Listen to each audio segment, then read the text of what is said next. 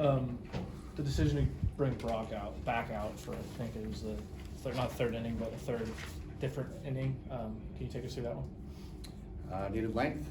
You know, we were through 3 2/3 with Timmy, and Brock got us out of there. And then you know, he did a good job getting through the next inning, and you know, we were trying to get him through the bottom of the lineup one more time and try to set us up and lengthen the game a little bit and see what happens, and try to give our offense a chance to get going without burning another arm if we could help it. And we thought he was throwing the ball really well, and we tried to squeeze one more out of him. Obviously, it's been a while since he's been up and down 2 times like that, but you know, we thought we would roll the dice and try to get him through one more, just to try and save some bullets for later in the game and the rest of the series. So we got to be smart with how we use guys, but you know, ultimately he got in trouble there and gave up a homer and a couple of walks, so we had to go get him. But Jonah did a good job getting him out of there. Was there any thought about keeping Jonah in? I know he only threw 5 pitches, but did you want to turn to Piv after sort of having the lead there and wanting to maintain it late? That's been the recipe for us winning, so I'm not going to go away from it. And that's we took the lead in the 6th, going to the 7th with the top of their lineup coming up. Piv's been a guy that's been a staple all year long for us in those situations. I don't second guess that decision at all. You said that the series against Stanford last year is an eye opener for you in terms of how far you need to go with this program. And I know you're not a big moral victory guy, but hung with them all night tonight. We're in a position to win this game. Was it kind of validating for you to see that?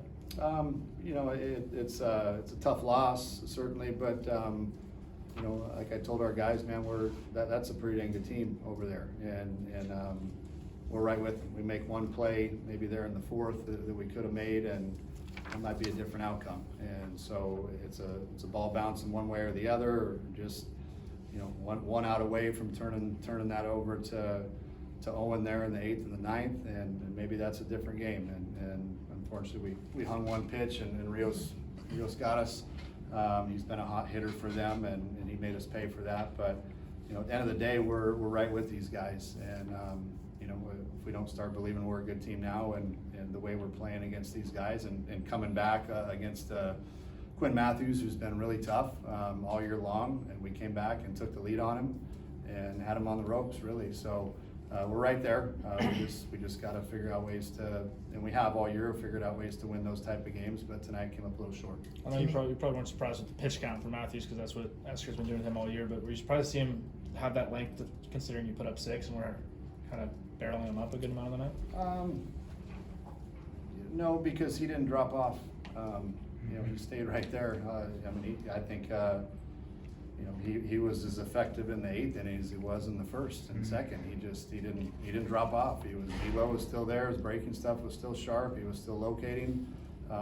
Kid's a good pitcher, and you know, tribute to our offense to put up 6 on him. I mean, that was impressive. And you know, those are the games if you put up 6 against that guy, you like to win them, try to win those games. But you know, we couldn't get it done tonight. And like I said, if you want to call it a moral victory, I mean, hey, we played well and battled well, at least against them. There are some things we obviously got to get better that we got burned on, but end of the day, we're right there with these guys. Timmy was kind of cruising there through 3 innings before kind of a rough 4th. What did you see out of his outing, and did you like what shot of the curveball today?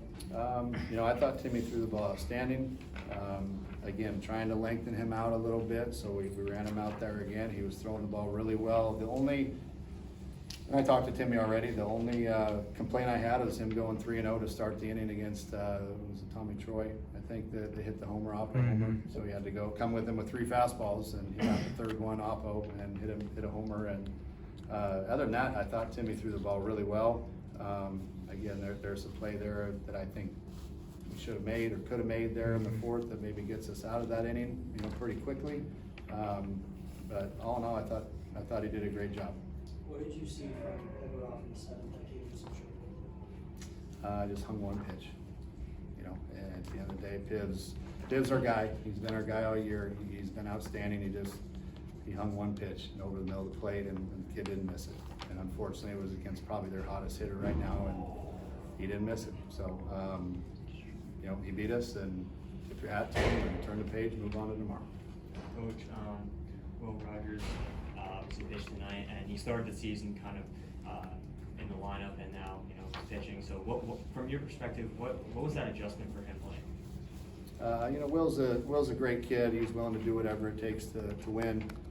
He knows he's not swinging the bat the way he is accustomed to and would like to be, but bottom line with Jesse Wainscott going down, we need somebody to step up that's kind of a power arm in that pen to help us, and he's capable of doing it, obviously. And so that's where he can help us and be effective. I'm not saying I'm not going to get at bat still, but right now he can help us on the mound, and you can see why he's could be a valuable piece for us coming down the stretch. Yeah, 2 straight scoreless innings from him. Do you kind of see him maybe as a back end piece down the stretch? He's got the stuff to be. I think there's a couple of rough edges that we have to clean up from being a bona fide pitcher. I mean, but he has moxie out there. He's got a little bit of mound presence and changing arm angles with different breaks on his breaking ball, and he's got some velo to get it by guys too. So it's a guy that I think can help us down the stretch. Like I said, on the mound, and he's the type of kid that's not going to complain. He just wants to help us win. Has the bullpen plan changed for Saturday, Sunday, or was this kind of exactly how you expected it to go, expecting in terms of who you're going to throw the next 2 days? The game dictates that really at the end of the day, and we had a chance to win that game. We're going with our guys that give us the best chance to win. We were close there. We fell behind 4-1. We went with Brock again, tried to give us a little bit of length, Jonah to give us some length, then we take the lead, and it's like we're going with our big bullets at that point. Piv was the first one up, and then, like I said, we were 1 out away from turning that ball over to Owen for the 8th and the 9th, and maybe we're sitting here celebrating right now if that's the case, but it wasn't meant to be tonight. But we still are in good shape tomorrow. We're going to need some length out of Curtis, hopefully, and we got Owen fresh for tomorrow too to back him up, and a couple other guys too that are ready. Would you look at Brock or even potentially Timmy for Sunday? Brock is I think Brock could probably come back tomorrow, to be honest. He's the type of kid that has a rubber arm that can pitch every day, I think. Whether or not we use him, we'll see. The game will dictate that. Timmy threw 64 pitches today. It'd be a stretch to bring him back on Sunday, I think. But if there's a situation we need 1 out or a lefty, potentially. I think McClain continues to kind of just tear it up since coming back. How you moved up to the leadoff spot today. What was the thought process there, and how have you, loved his approach so far? Give him as many at bats as possible. I think he's a switch hitter. The matchup's not going to bother him, no matter who they bring in. He's the guy at the top of the lineup that adds a threat, and it helps kind of. We're able to put Crenshaw back down lower in the lineup and stretch our lineup out a little bit more. Is he a bona fide leadoff type hitter? Yeah, maybe not, but I think it's the best option up there that we have. Hopefully he'll get on base, and again has a power threat at the top too, so guys just can't lay fastballs in there. He gets on base, he can steal bases, and then it hopefully creates havoc for the 2, 3, 4, 5 hitters. So that's the thought process.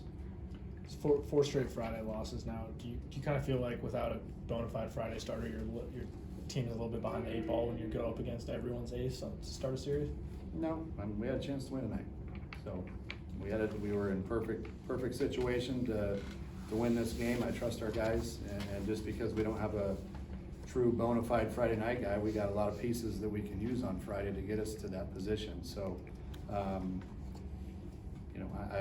I feel like we can win any game we go into. When you look at just the lineup having Campos back, and I mean, it just looked like one of the most formidable lineups you've had really all year, just from top to bottom. I mean, just the way everyone's hitting. And did you kind of feel that way coming in? And was that kind of an exciting thing, knowing that you were going to get Ryan back and it was going to be able to put you in that much better of a position to, really compete with what is also a very good lineup on their side? I think it I've said it several times, I think it allows us to lengthen the lineup out a little bit to where we're not so top heavy. Allows us to put, you got Isaiah Jackson hitting 8th. It's not bad. That's pretty good. And I like the way the lineup shapes out. you know, with all these guys in there, I'm not gonna, it's not possible, but I mean, if you throw Ethan Long in that lineup, we're pretty dang good. Mhm. And we're pretty dang good how we are, and I think this lineup can compete against anybody in the country, really. Again, this Quinn Matthews has got a 2.6 ERA, 2.7, and we scored runs off him, and it was we hit a lot of other balls hard too that didn't find holes. So I like our chances against anybody with this lineup.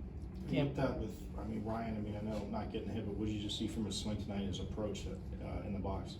You know, Campy's, he hadn't seen a live pitch in 3.5 weeks, so it's gonna take him a minute to adjust and get back to his timing and rhythm, and I understand that, but he's the type of kid that usually doesn't take him too long to find it, and you know, making it through a game against you know, left on left, a tough pitcher that he seemed healthy. You know, it didn't seem like he was bothered by that, and that was a big hurdle.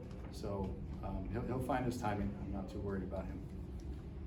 Speaking, how would it speak to like the depth of your lineup, considering both Campos and Keisha will both win hitless tonight and still on off by 2 runs to such a great team? You know, anybody can beat you top to bottom in that lineup, and that's what you hope for as a coach, that you don't have to rely on the same guys every night. You have guys that are capable of contributing and putting up numbers and scoring runs in different ways, and that's what I think we're capable of doing. Probably the fastest pitching that you've seen so far this season, with Bruno hit 99 on the gun in the 9th inning. Were you okay with the ability of your lineup to shorten up a little bit and you know, keep up with his pace? Well, I mean, we haven't seen 100 yet this year, 98 from the left side with the 91-mile-an-hour changeup. It's pretty good. You know, I mean, that's a big league arm. You know, that's if we can turn that around, then we're go ahead and put our team in the big leagues right now. So that kid, he's good, and when he throws strikes, he's really good. So it's that's been his Achilles early in the year, was a little bit erratic at times, and last 3 or 4 outings he hasn't been erratic. He's been in the zone, and when he's in the zone with the, you know, I think people forget about the changeup too. It's a pretty dang good secondary pitch that comes off his 99. So you know, we got our hands full when he comes in the game, and got to try and manufacture. But yeah, he's good. Is there anything specific that you'd like to work on before tomorrow, or is it kind of just, it's 99, do the best you can? Keep him out of the game. So if we got the lead going at 9th, we don't got to worry about it. So that's the game plan. I mean, he comes in the game and is throwing strikes, he's going to be tough. So you know, the way to beat that is to score early and don't let him in the game. Thanks, Willie.